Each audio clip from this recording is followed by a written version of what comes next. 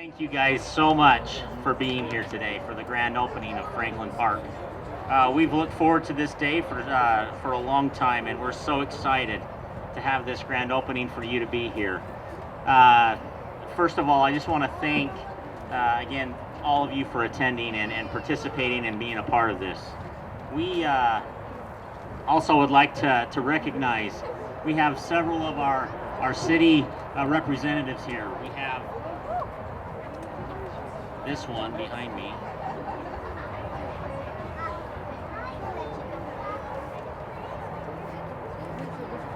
Alrighty, sorry about that. We'd like to thank and recognize, we have Councilman Winterton here with us.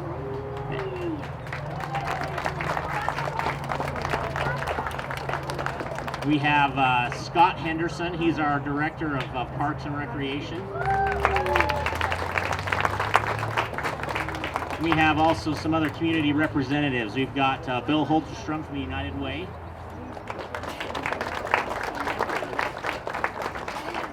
And then other city staff, Parks and Recreation staff. And just quickly, we'd like to really just give a huge thank you to our city council.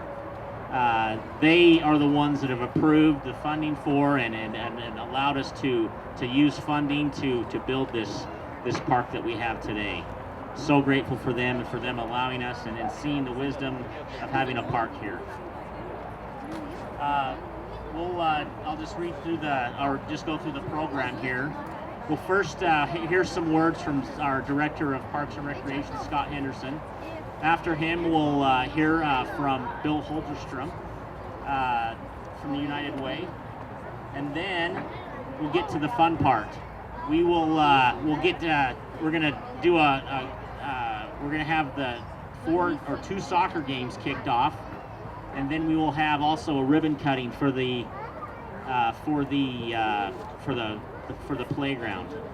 And then after the games are done, we'll have we'll finish with the raffle for the drawing for the prizes, and we also have refreshments here. So I'll turn the time over now to Scott.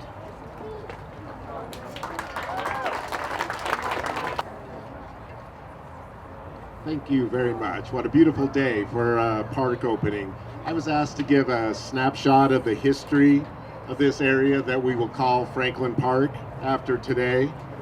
Provo City purchased this area from the Harmon family in 1960s. It served as a tree and plant nursery and material storage area for Parks and Recreation for decades.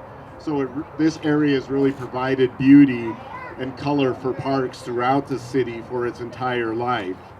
Interest for housing development here started to gain some momentum, while the need for a park in this neighborhood was also recognized, along with the citywide need for sports fields.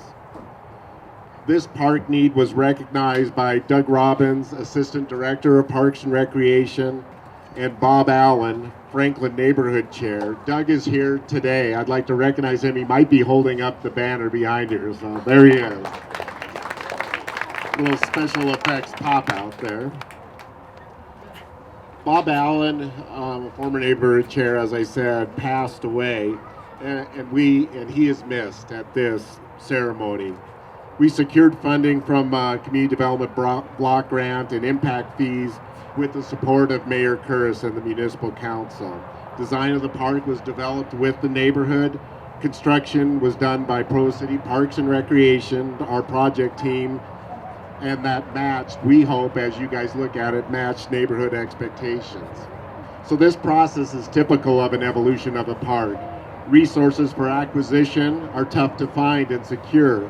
Ideas for other uses for the land besides a park seem to develop.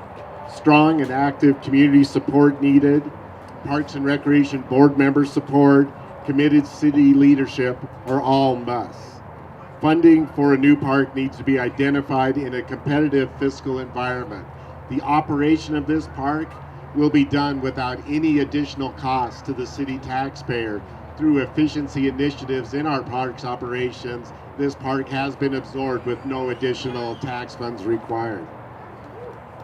Consensus amongst the neighborhood needs to be achieved during the design phase.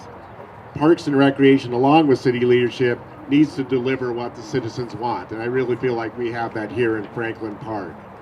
Maybe all this work and effort in the development of the park is the reason why we are so protective of them after they become a reality.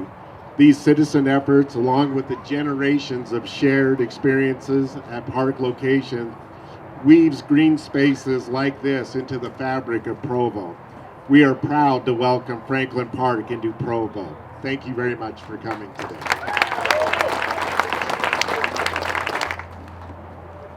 Good morning.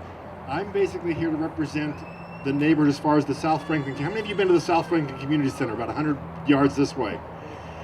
We've been proud partners with Provo City. That's a Provo City project with United Way. This park is just an extension. We currently offer 15 programs in that center. This park will allow us to be able to do more things with the community, and we're just to be proud to be partners. You'll see our soccer program move in this direction and other daily activities. So just my main purpose here is thanking Provo City for this great partnership, and thank you for the neighbors for being such a strong, positive neighborhood. Thank you. That is so embarrassing. I'm sorry. We got stuck on the other side of a train. Isn't this a beautiful park?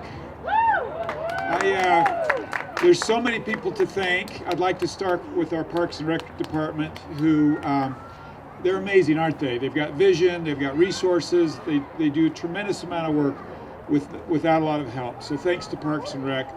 We need to thank the City Council for their support of this project. Are the council members here? Can you raise your hands? I see Gary. Who else is here? Thank you. Yeah, give them a hand.